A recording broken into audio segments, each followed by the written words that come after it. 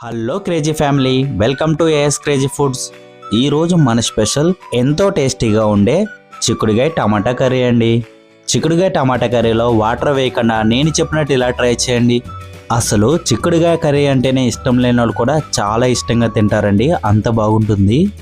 Late ఎందుకు మరి, ఎంతో టేస్టీగా ఉండే చిక్కుడుగాయ టమాటా కర్రీ రెడీ చేసుకుందామా మరి. ముందుగా స్టవ్ మీద బాండీ పెట్టుకుని ఆయిల్ యాడ్ చేసుకుందాం. చిక్కుడుగాయ టమాటా కర్రీకి కొంచెం ఆయిల్ ఎక్కువే పడుతుందండి.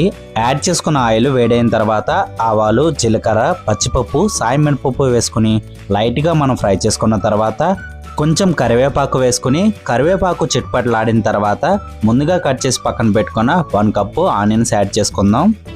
యాడ్ చేసిన ఆనియన్స్ లైట్ గోల్డెన్ కలర్ వచ్చే వరకు బాగా ఫ్రై చేసుకున్న తర్వాత ముందుగా రెడీ చేసి పక్కన పెట్టుకున్న 1/2 కిలో చిక్కుడుగాయలని యాడ్ చేసుకుందాం.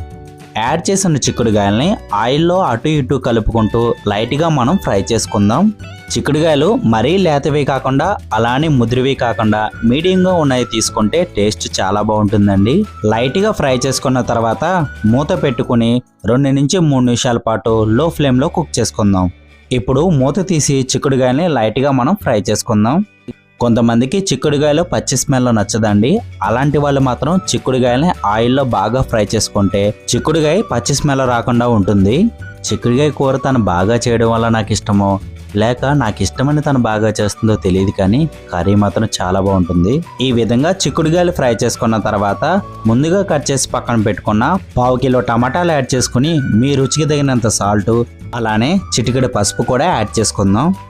యాడ్ చేసుకున్న పసుపు, సాల్ట్ ముక్కలకు పట్టేలాగా బాగా కలుపుకుందాం.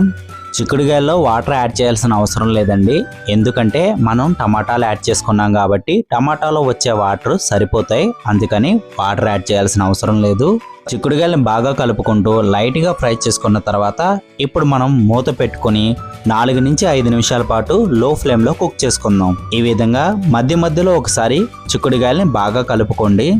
ఈ విధంగా చిక్కుడుగాయ టమాటాలని మధ్య మధ్యలో కలుపుకోవడం వల్ల చిక్కుడుగాయ టమాటా పచ్చి లేకుండా బాగా కుక్ అవుతాయి.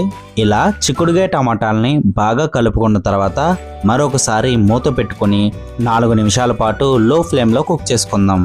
ఈ విధంగా చిక్కుడుగాయలు 80% వరకు కుక్ అయిన తర్వాత 1 టీ స్పూన్ కారం యాడ్ చేసుకుని చిక్కుడుగాయలో కలిసేలాగా కలుపుకుంటూ కారం పచ్చి వాసన పోయేంత వరకు బాగా మనం కుక్ చేసుకుందాం.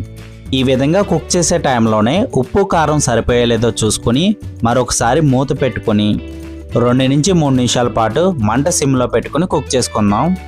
ఇప్పుడు ఒకసారి మూత తీసుకుని చిక్కుడుగాయల్ని బాగా మనం కలుపుకుందాం.